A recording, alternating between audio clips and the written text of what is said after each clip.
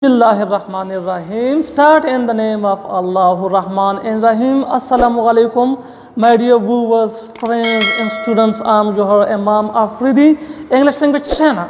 My dear viewers, in today's video, I'm gonna teach you demonstrative pronoun. In past 4 videos, I've taught you different kinds of pronouns such as subject pronoun, indefinite pronoun, object pronoun and distributive pronoun. In today's video, if Allah willing, you will learn demonstrative pronoun. So without wasting your time, let's start. My dear viewers, pananane video ke ba munga demonstrative pronoun wayo. Patero saloro video gano ke munga the noun mukhtalif kinds, the pronoun mukhtalif kinds kismuna ويلدي لك subject pronoun, object pronoun, indefinite pronoun or demonstrative pronoun. Pananane video ke ba munga demonstrative pronoun. Why you know der time munakhlam radhe start ku demonstrative pronoun. My dear viewers, first of all we should know that what are demonstrative pronouns. So we have 4 demonstrative pronoun.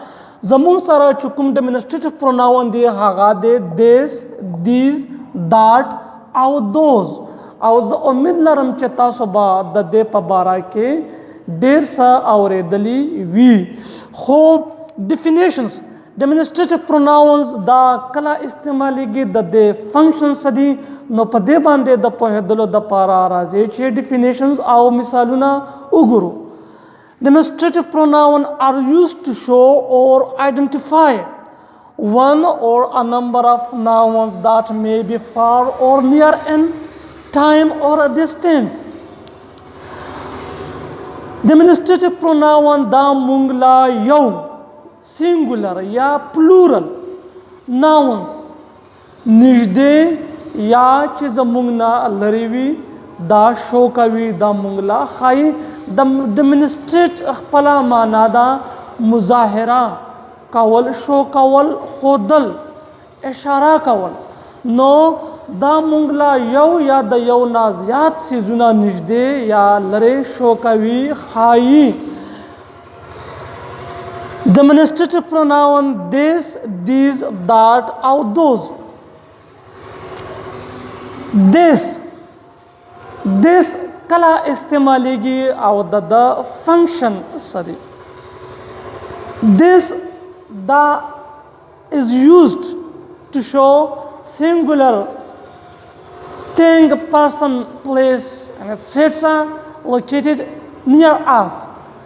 This the hala istemaligi kala che yau siz ya yau kas ya yau ze pashmera ke yauwi او زمونږ سره نږدې وي نو بیا به مونږ this استعمالو لکه په دې مثال کې this is a chair نو مین دا چیر زما سره نږدې ده زه ټچ کولی شم. this is Ali دا زما سره په خوا کې علي دی نو this دا demonstrative pronoun دی او دا مونږ له یو سیز یا یو کس یا یو ځای نږدې خودلو د پاره استعمالیږي لکه په دې مثالونو کې.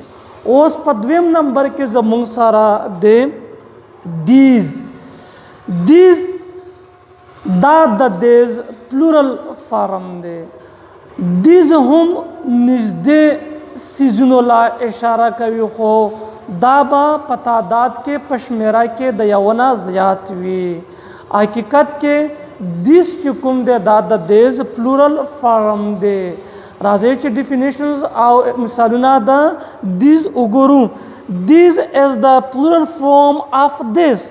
Why che da this chukum de da the this plural form de is used to show plural persons, things, places, etc. that located near us.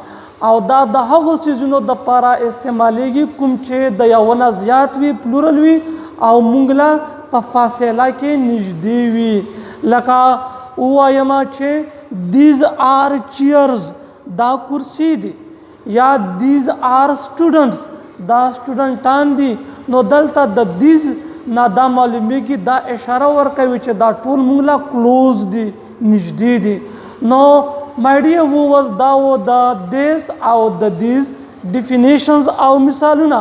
دیس دا یو شي له اشاره کوي کوم چې موږ له نږدې په فاصله کې، او دیز ډېرو څیزونو له اشاره کوي کوم چې موږ له نږدې په فاصله کې.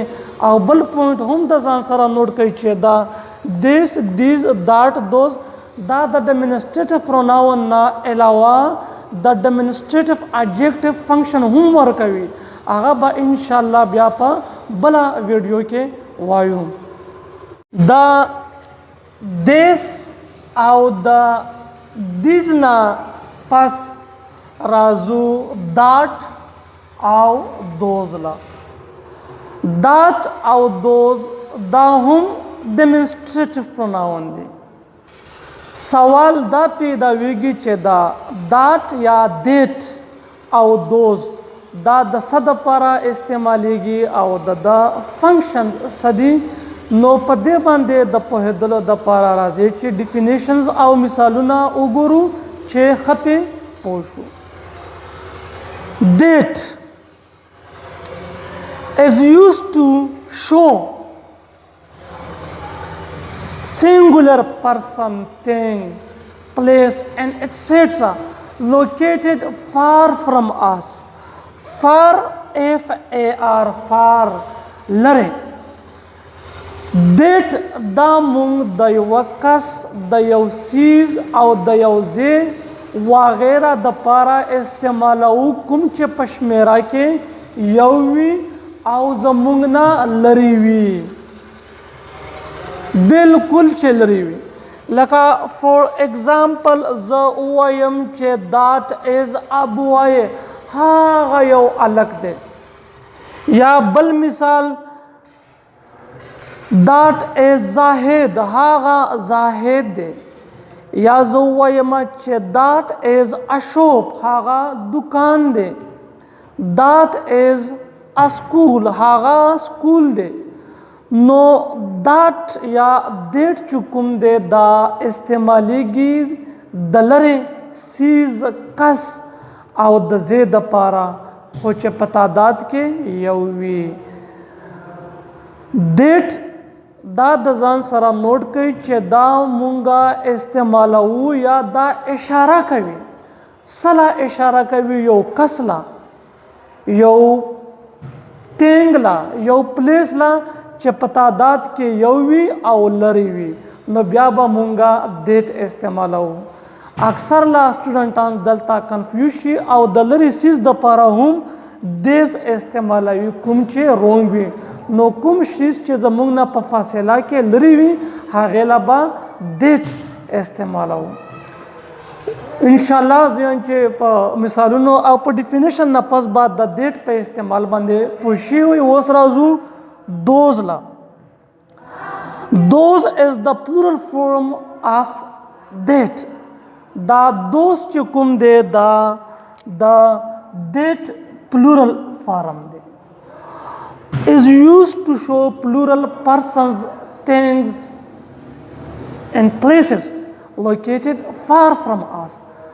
او دا دوست چې کوم دی دا اشاره کوي هغو کسانو له، هغو څیزونو له، هغو ځایونو له کوم چې په شمیره کې د یو نه سیوا وي، زیات وي، دوه وي، درې وي، څلور وي، سلګونه، زرونه، لکونه وي.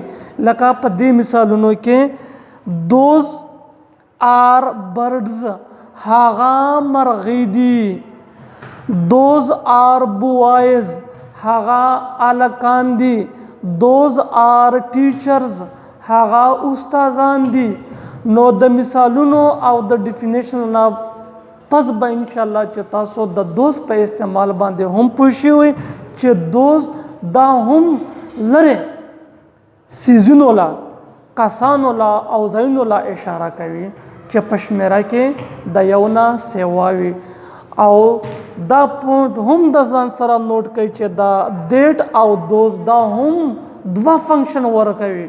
یو خو دا و چې دا اوس موږ وویلو ډیمونسټریټیو پروناون، او بل ډیمونسټریټیو اډجیکټیو फंक्शन हम वर्कवी इंशाल्लाह पर रोनो वीडियो की बया पदे बंदे हम खबरें कहू दा कला डेमोन्स्ट्रेटिव प्रोनाउन वी और कला demonstrative adjective my dear viewers दाओ kind of pronouns bande zamunga pinzama video da dena makhki chukumi video gani shiwi di pahagi ke munga subject pronoun object pronoun indefinite pronoun distributive pronoun awos number 5 demonstrative pronoun no kata supa pronoun bande zanuna poya wal khawari no haga video gani hum gore zaka che pronoun da yo dear important part of speech the English grammar kachere yo kas pa pronouns or the haga pa kinds bande na puhigi no haga la bya da asana na da che haga English pa sahi tarika uliki yayi uai zo umid laram che pa demonstrative pronoun bande bata so pa shiwi zama video dar sara like share krai aw zama channel hum dar sara subscribe like aw share krai manana thanks